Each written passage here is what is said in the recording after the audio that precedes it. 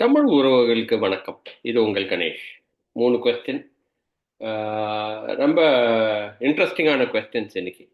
So அதனால முதல் question நம்ம வந்து பார்க்கும்போது, திருநெல்வேலி ஆ, படுகொலையை பத்தி நீங்க என்ன நினைக்கிறீங்க? அதுவும் கோர்ட் பக்கத்துல இருக்கிற இந்த படுகொலையை பத்தி என்ன நினைக்கிறீங்க?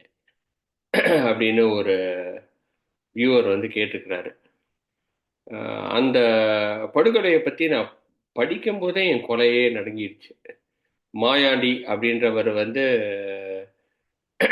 வேற ஏதோ கேஸுக்காக வராரு. வந்த உடனே அவரை வந்து கரெக்டா பிளான் பண்ணி அவரை வந்து கொலை பண்ணியிருக்கிறாங்க. அப்ப பிளான் பண்ணி கொலை பண்ணணும் அப்படின்னா மோட்டிவ் இருந்திருக்கு. அப்ப மோட்டிவ்ன்னும் போது அவர் வந்து அந்த இடத்துக்கு வந்து அந்த கோர்ட்டுக்கு அன்னைக்கு வந்து வாய்தா வாங்குறதுக்கு வராருன்றது அவருக்கு எப்படி தெரியும் அப்படின்றது வந்து ஒரு மிகப்பெரிய ஒரு கொஸ்டின் இல்லையா? ஸோ எனக்கு தெரிஞ்ச லாயர் ஃப்ரெண்ட்ஸ்கிட்ட நான் பேசினேன். எப்படி இது ஒர்க் ஆகும் அப்படின்ற மாதிரி நான் வந்து கேட்டுட்டு இருக்கும்போது, இந்த இன்சைட் இன்ஃபர்மேஷன் இல்லாம நிச்சயமா இத பண்ணியிருக்க முடியாது கணேஷ். நான் யாரு இன்சைடு இன்ஃபர்மேஷன் நான் குடுத்தாங்கன்னுலாம் என்னால சொல்ல முடியாது. அது கோர்ட்டா, இல்லாட்டினா அவங்க ஃப்ரெண்ட்ஸா, இல்லாட்டா போலீஸு, யாருன்றது உங்களோட யூகத்துக்கு நான் விட்டுடுறேன். ஆனா வந்து ஒரு இன்சைட் இன்ஃபர்மேஷன் இல்லாம, நிச்சயமா வந்து இந்த கொலை வந்து நடந்திருக்க அரங்கேறி இருக்க வாய்ப்பு இல்ல, அப்படின்ற மாரி அவரு சொன்னாரு. நானா வந்து அஸ்யூம் பண்ணிக்கிட்டேன். சரி, ஓகே. இது வந்து இன்சைட் இன்ஃபர்மேஷன் ஓட தான் இருந்திருக்கு. ஏன்னா போலீஸ் பக்கத்துல நிக்கிறாங்க. போலீஸ் எந்த ஒரு பெரிய ஆக்ஷனும் எடுக்கல. ஆக்சுவலா இன்னொரு லாயர் தான் வந்து மடக்கி புடிச்சு, அவங்க 3 பேத்தையும் மடக்கி புடிச்சு இந்த போலீஸ்ட்ட ஒப்படைக்கிறாங்க. இதெல்லாம் விட மிகப்பெரிய ஒரு கொஸ்டின் என்ன அப்டின்னா, ஒரு ஒரு கோர்ட் வாசல்ல வந்து இத பண்ற அளவுக்கு வந்து அவங்களுக்கு தைரியம் வந்துடுச்சு அப்டின்ற மாரி அ இருக்கு அப்டின்னும்போது, இது வந்து தொன்று தொட்டு நடந்துகிட்டே இருக்கு. அதுவும் தென் மாவட்டங்கள்ல வந்து ஜாதி கலவரம் ஜாஸ்தியா இருக்கிற ஒரு சென்சிட்டிவான ஒரு ஏரியால இப்ப வந்து நடு ரோட்ல வெட்டுறது. முன்னாடிலாம் வந்து நைட்டுக்கு 10 மணிக்கு மேல அவர் எங்கேயாவது வெளிய வர வச்சு, இல்லாட்டா வெளிய போகும்போது, வரும்போது பிளான் பண்ணி பண்ணுவாங்க. இப்பலாம் அப்படிலாம் கிடையாது. பட்டப்பகல் நடு ரோடு போட்டு தள்ளுறது. அதே மாரி கோர்ட் வாசல்ல வந்து போட்டு தள்ளுறது. ஸோ இப்படி இருந்ததுன்னா, என்னதான் தமிழ்நாடு கவர்மெண்ட் என்னதான் பண்ணிட்டு இருக்கு அப்படின்றது வந்து கேள்வி கேட்டா அவங்க என்ன சொல்றாங்க, இதெல்லாம் முன்பகை. முன்பகைய நாங்க வந்து எப்படி வந்து நாங்க வந்து தடுக்கிறது? நீங்க முன்பகைய தடுக்கணும்னு அவசியம் கிடையாது. பட் இருந்தாலும், ஒரு கோர்ட்டுக்கு முன்னாடி வந்து ஒருத்தன் வந்து ஆ ஒருத்தன மர்டர் பண்ணணும்னு அவங்க பிளான் பண்றாங்க அப்படின்னா, அங்க வந்து கோர்ட்ன்றது வந்து என்ன சொல்றது? ஒரு ஒரு நியாயம் கிடைக்கும்னு மக்கள் வந்து நிக்கிற ஒரு இடத்துல வச்சு கொலை பண்றதுன்றது வந்து ஒரு கோயிலுக்குள்ள வச்சு எப்படி கொலை பண்ண முடியும்? அப்படின்னு தான் நான் பார்க்குறேன். ஒரு கோயில் பக்கத்து கோயிலுக்குள்ள வச்சு கொலை பண்ண முடியுமா? கோயில்ன்றது ஒரு புனிதமான ஒரு இடம் தானே. அதே மாரி தானே கோர்ட்டும். ஒரு சாமானிய மக்களுக்கும் வந்து ஓகே, கடைசி புகலிடம் கோர்ட் அப்படின்ற மாரி தான் நம்ம பார்த்துருக்கோம் இல்லையா? அந்த சாமானிய மக்களோட புகலிடமா இருக்கிற அந்த இடத்துல வச்சு நீங்க வந்து பண்றீங்க அப்படின்னும்போது, மக்களுக்கு பயமே இல்லாம போயிடுச்சு. இது வந்து ஜெனரலா அதிமுக ஆட்சியில நடக்கிறது கிடையாது. கடைசி நாள் எனக்கு இன்னும் நல்ல ஞாபகம் இருக்கு.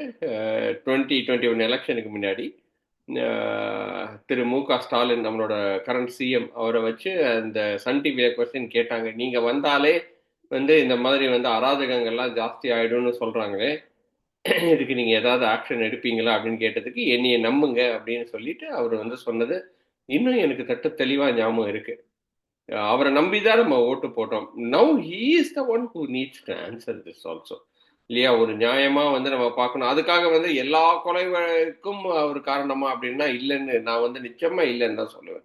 ஏன்னா வந்து சர்டன் பகை வந்து ரொம்ப பர்சனலா இருக்கும். அவங்க பண்ணிடுறாங்க. கோபத்துல பண்ணிடுறாங்க. ஆனா இது ஸ்கெட்ச் போட்டு கரெக்ட்டா கோர்ட் வாசல்ல ஒருத்தர வந்து பண்ணணும் அப்படின்னா, மக்களுக்கு அதுவும் அந்த கூலி மர்டர் பண்றவங்களுக்கு பயமே இல்ல. இந்த கவர்மெண்ட் எப்படியா இருந்தாலும் நம்ம வெளிய வந்துரலாம் அப்படின்ற அந்த ஒரு பயமே இல்லாத ஒரு அசாதாரணமான ஒரு சூழ்நிலை தான் இப்ப தமிழ்நாட்டுல இருக்கு. அதுக்கப்புறமே வந்து நான் வந்து கேள்விப்படுறது என்ன அப்படின்னா, இந்த திருநெல்வேலி கொலைக்கு அப்புறமாவே 3 கொலைகள் அரங்கேறி இருக்கு அப்படின்ற மாரி தான் வந்து விஷயங்கள்லாம் வருது. இதுதான் திராவிட மாடலா அப்படின்னு வந்து எனக்கு வந்து மிஸ்டர் ஸ்டாலின கேட்கணும் அப்படின்றது மாரி தான் தோணுது. என்ன பண்றது? நாம வந்து கேள்வி கேட்கறது வந்து நம்மளோட ஊடகம், நமக்கு தெரிந்த ஒரு சோர்ஸ் மூலமா, நம்மளோட சேனல் மூலமா நம்ம அந்த கேள்வியை எழுப்புறோம். இந்த கேள்வி எவ்வளவு தூரம் நம்ம டிராவல் ஆகும் தெரியல. மக்கள் கிட்ட நம்ம சொல்றோம், நம்மளோட ஆதங்கங்கள்ல சொல்றோம், ஆட்சி எப்படி நடந்துட்டு இருக்குன்றதையும் சொல்றோம்.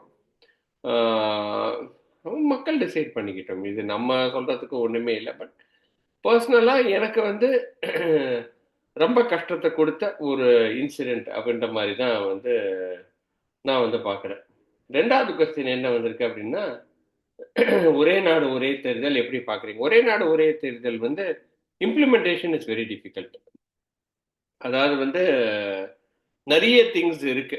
2029ல இம்ப்ளிமெண்ட் பண்ணிடுவாங்க அப்படின்ற மாதிரி நம்ம நினைக்கிறதுன்றது வந்து pretty difficult to implement. ஏன்னா வந்து 2026ல வந்து 4 ஸ்டேட் எலெக்ஷன்ஸ் வருது. ஸோ அவங்களோட டேர்ம் வந்து கம்மி ஆகுமே. அவங்களுக்கு என்ன மாதிரி ஒரு இஷ்யூஸ் கொடுக்க போகிறோம். அதே மாதிரி வந்து மகளிர் மசோதா 33% வந்து மகளிர் மசோதாக்கு நம்ம அடுத்த எலெக்ஷன்ல நம்ம கொடுக்கணும்னு நம்ம சொல்லியிருக்கோமே, அது என்ன ஆக போகுது. அதே மாதிரி பார்ட்டிஷன் ஆஃப் ஸ்டேட்ஸ் இருக்கு இல்லையா. இப்போ தமிழ்நாடு அப்படின்னு பார்த்தீங்கன்னா 39+1 40 சீட் இருக்கு, பாண்டிச்சேரியும் உட்பட. அதெல்லாம் வந்து இனிமேல் வந்து அதாவது வந்து வரையறை வந்து மாத்துறாங்க. ராஜஸ்தான் வந்து பெரிய ஸ்டேட்டு தமிழ்நாடை விட. ஆனா வந்து அங்க இருக்கிற மக்கள் தொகைக்கு ஏற்றபடி ரெப்ரசன்டேஷன் இல்லை அப்படின்ற மாதிரி பேசப்படுது. உத்தரப்பிரதேஷ் ஏற்கனவே 80 இருக்கு, அதை குறைக்க போறாங்களா, ஜாஸ்தி ஆக போகுதா? ஸோ இந்த மாதிரி சென்செக்ஸ் விஷயமும் இருக்கு. ஸோ இதெல்லாம் வந்து இம்மீடியட்டா நடைமுறைக்கு வருமா அப்படின்னு கேட்டா எனக்கு தெரியல. பட் இருந்தாலும் வந்து என்ன அப்படின்னு வந்து பார்த்தோம் அப்படின்னா, நிச்சயமா வந்து 21 கண்ட்ரி 1 எலெக்ஷன் அப்படின்றது வந்து ரொம்ப நல்லது அப்படின்ற மாதிரி எனக்கு மாற்று கருத்து கிடையாது. இதுக்காக நான் பிஜேபியை சப்போர்ட் பண்றேன்லாம் கிடையாது. என்னோட கருத்துக்கள் இது வந்து ஒரு ஒரு ஃபினான்ஷியல் பர்சனாக இருந்து வெளியிலேருந்து நான் வந்து பார்க்குறது என்ன அப்படின்னா, 100% இட்ஸ் யூஸ்ஃபுல். அதில் மாற்று கருத்தே கிடையாது. இதை வந்து மாநில சுயாட்சிலாம் நம்ம கொண்டு வரணும்னு அவசியமே கிடையாது. இதில் வந்து எல்லாருக்குமே நல்லது. ஒரே எலெக்ஷன் ஒரே நேரத்தில் ஒரே சமயத்தில் ஓட்டு போட்டு நம்ம பாட்டு போயிட்டே இருக்கலாம். ஒரு வாட்டி ஸ்டேட் எலெக்ஷன், ஒரு வாட்டி சென்ட்ரல் எலெக்ஷன், அது மாதிரி வந்து எலெக்ஷன் மேலே எலெக்ஷனில் வந்து இந்தியாவே தத்தளிச்சிட்டு இருக்கு அப்படின்னு தான் நான் சொல்லுவேன். ஸோ அதெல்லாம் எடுத்து வச்சுக்கிட்டு இப்போ நீங்கள் யோசிச்சு பாருங்க. 2024 எலெக்ஷன் முடிஞ்ச உடனே ஹரியானா எலெக்ஷன் வந்துச்சா, அப்புறம் மகாராஷ்டிரா எலெக்ஷன் வந்துச்சா, இப்போ டெல்லி எலெக்ஷன் வரப்போதா, அதுக்கப்புறம் பீகார் எலெக்ஷன் வரப்போகுதா, அதுக்கப்புறம் தமிழ்நாடு எலெக்ஷன் வரப்போகுதா. இப்படியே எலெக்ஷன் மூட்லேயே இருந்துச்சுன்னா வளர்ச்சிக்கான திட்டங்களை நம்ம எப்படி சென்ட்ரல் கவர்மெண்ட்டாக இருந்தாலும் சரி, ஸ்டேட் கவர்மெண்ட்டாக இருந்தாலும் சரி எப்படி பார்க்க முடியும்? So every action has got an equal and opposite reaction நம்ம பார்த்துருக்கோம். ஸோ ஒருவேளை சென்ட்ரலில் ஜெயிச்சா அவங்களோட ஆட்டிடியூட் மாறுது. அதே மாதிரி மகாராஷ்டிரா எலெக்ஷன், ஐயோ மகாராஷ்டிராவில் பிஜேபி நினைச்சு ஜெயிச்சுட்டாங்க, அவங்களுக்கு ஏற்றபடி நம்ம வந்து பாலிசிஸை மாற்றணுமா? இதெல்லாம் தேவையில்லை. ஒரு வாட்டி எலெக்ஷன் ஒரு வாட்டி நடந்து அதுக்கப்புறம் 5 வருஷம் நீங்கள் என்ன வேணால் பண்ணிக்கோங்க அப்படின்ற மாதிரி இருக்கிறதா வந்து நம்மளோட ஃபினான்ஷியல் ஸ்டேட்டஸ்க்கும் நல்லது, பாலிசி டிசிஷன் மேக்கிங்கும் நல்லது. Last question, Erode by election Vijay நிப்பாரா அப்படின்றது நிறைய பேர் கேட்டிருக்காங்க.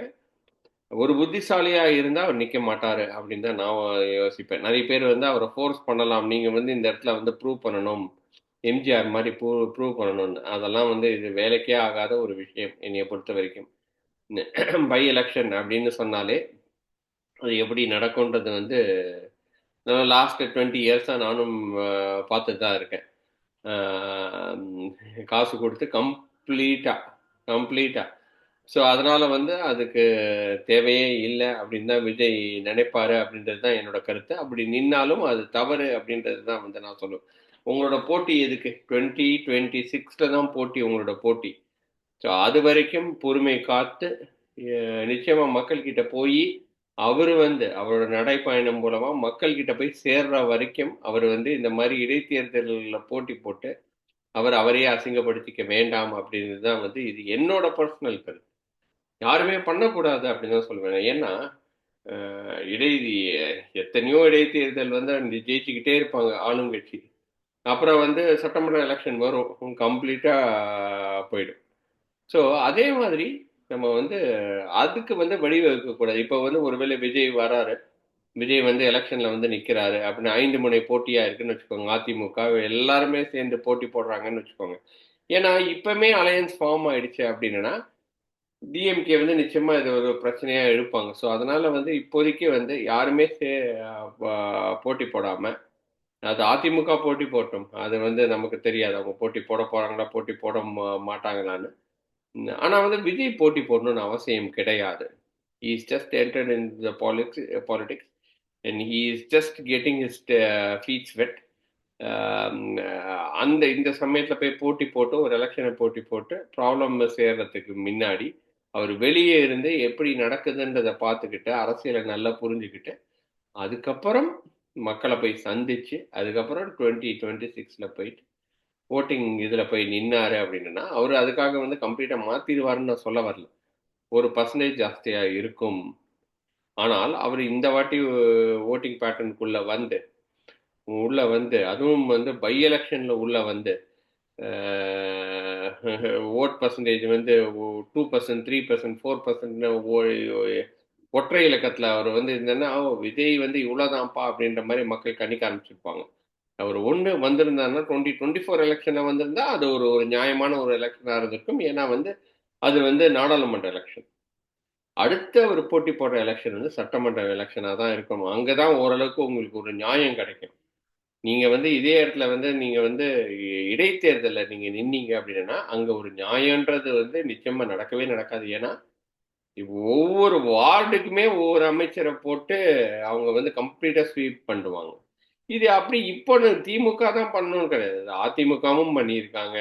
திமுக பண்ணுவாங்க. யார் ஆளுங்கட்சியா இருக்கிறாங்களோ அவங்க தான் அதை ஜெயிப்பாங்க. இடைத்தேர்தல் அப்படின்னாலே அவங்களுக்கு எழுதப்படாத ஒரு வெற்றி.